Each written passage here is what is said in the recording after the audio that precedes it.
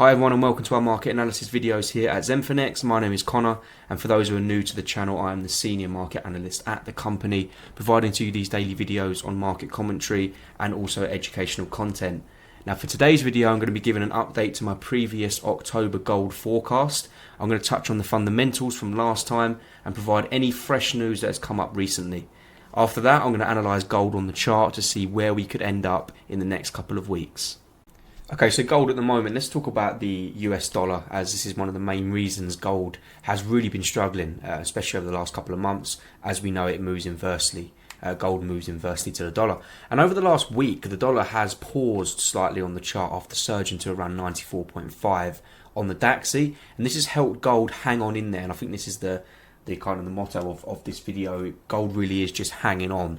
And this week it has attempted to rally, albeit a weak effort, and this weak effort was really due to the rise in US yields that have really been on the move to the upside. And every time gold seems to rally over the last couple of days, it's pegged back by these rising bond yields, and that seems to be the story and the narrative that we're seeing at the moment.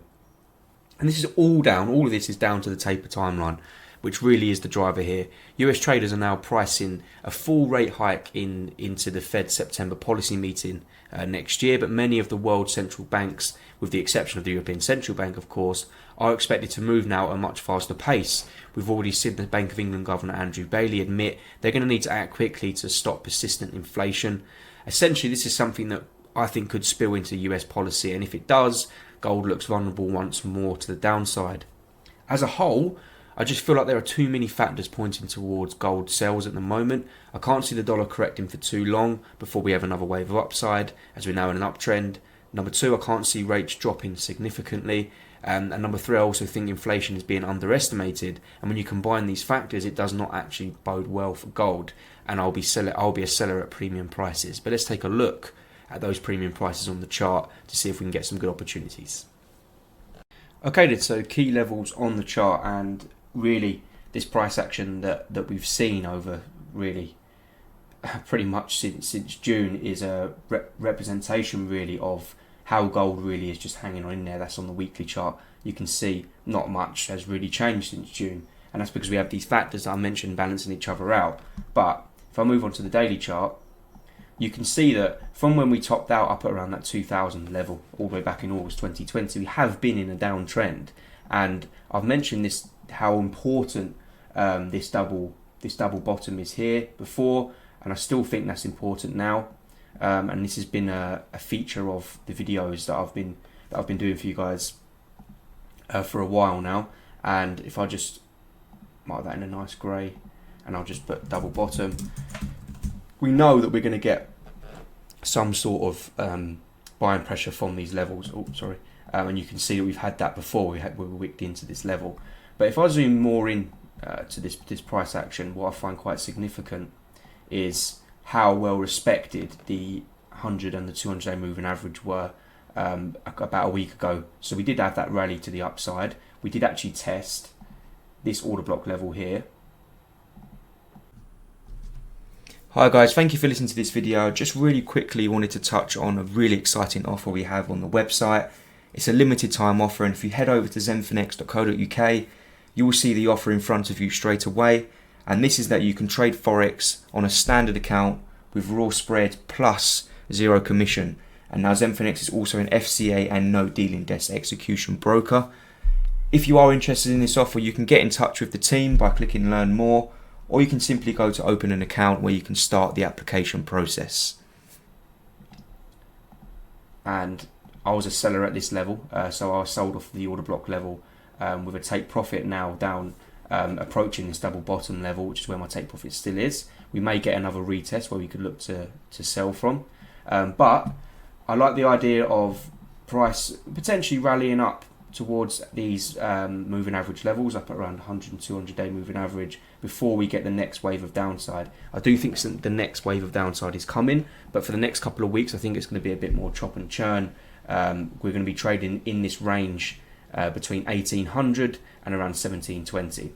I think maybe the bigger move is going to come when we have this Federal Reserve decision to maybe act quicker on this rise in inflation issues or concerns. So yeah, and if I go onto the 4-hour chart, let's see if I can mark something a bit cleaner. On the 4-hour chart, we do look like we're starting to turn around, but unless we get a break of the level we have up here, unless we can get a break of structure there, and that would mean something looking like that, then I believe we're still in this downtrend, because I think this is where the main order block level is from this huge downside momentum. As you can see, it's the daily order block, which you can refine into this 4-hour order block here.